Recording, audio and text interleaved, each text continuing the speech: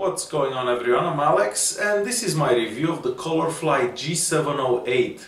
This is a 7-inch tablet that I got from coollycool.com for $79. For $79 you do get a 7-inch display with the octa-core processor.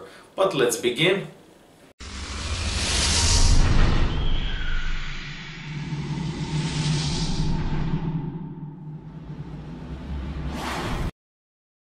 So this is the COLORFLY G708. As I said before, this only costs $79. So for $79 you get a MTK 6592 processor. It's an octa-core processor. You do get 1 gig of RAM, 8 gigs of internal storage and a 7-inch display. It's also an IPS display, so the viewing angles aren't that bad. Taking a look at the tablet, the back here is made of plastic, has an interesting design on the back here, and it does look pretty good. I wish the bezels would have been a bit smaller on the sides, but this is a tablet after all, not a phone. You could use this as a phone though. It does work the same with the phone, so you can use it as a phone if you wish, but you would look a bit ridiculous doing that. The speaker on the back works okay. It's not the loudest out there. I'll play some music later on. The proximity sensor while making phone calls works decent. And the call quality is good overall. But again, this is a tablet more than a phone because it's a bit too big. On the back of the tablet you can remove the top part here. You cannot remove the battery. You can put a SIM card right in here, and this is where a memory card would go. A memory card, it's a very good addition because it only has 8 gigs of RAM. I installed 3 games on it. Keep in mind that all 3 games are about 2 gigs large, and I ran out of memory. So that's a good addition to have. And let's remember that this tablet only costs $79. Also, there is a coupon in the video's description if you want to check it out. The launcher that the tablet comes with, it's pretty basic. You don't have that many options, but again, you can install Nova launcher or any other launcher because this is a pretty fast tablet and everything works rather good on it. Let's check out the settings app and see what kind of languages are available on this tablet.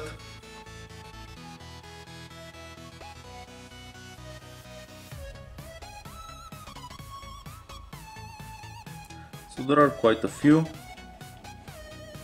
Hopefully the language that you needed supported as well. This tablet is also running Android 4.4.2. I was able to check that out by installing the Google camera right here.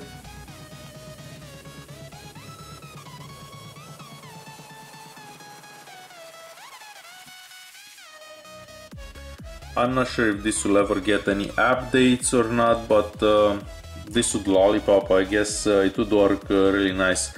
However, I'm not sure if that's actually gonna happen. In the settings menu here, you don't have that many options. It's pretty basic. It looks a lot like stock Android, so you don't have that many options. You do have the SIM management, where you turn on and off the data.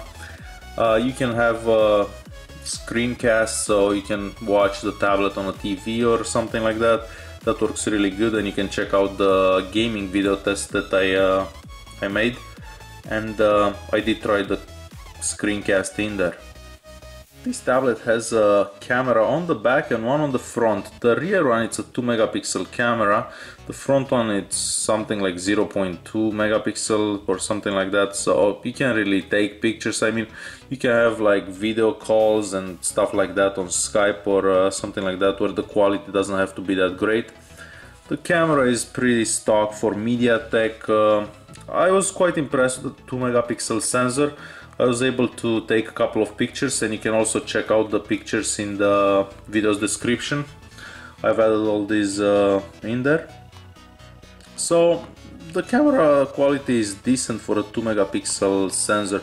I mean, the pictures aren't gonna be that clear, but you can take pictures with it, and this is a $79 device.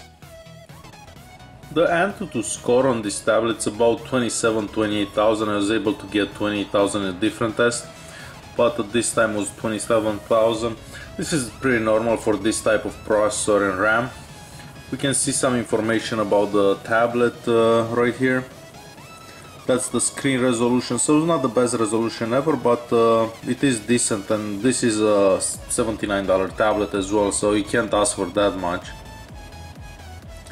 So the rear facing camera has 0.3 megapixels, so nothing special, but it works for Skype and Tango and stuff like that. The multi-touch test.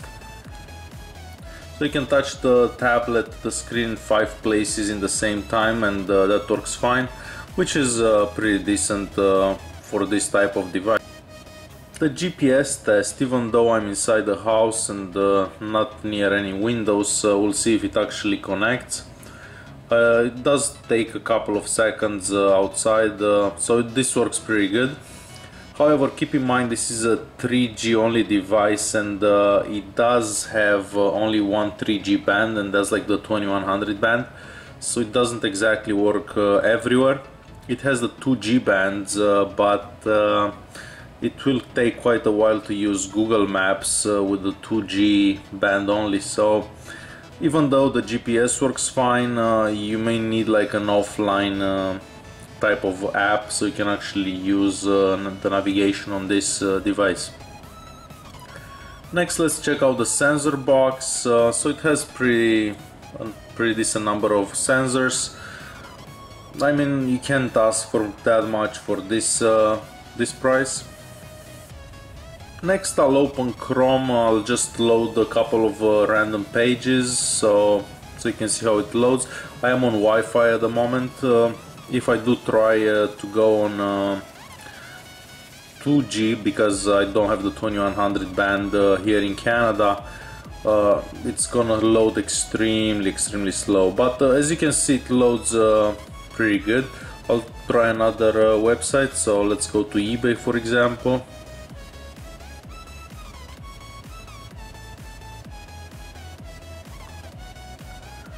So everything loads rather good. You can scroll in, scroll out, really decent. So I do like this tablet. It's pretty fast. Let's check out YouTube. I'll just play one of my own videos here.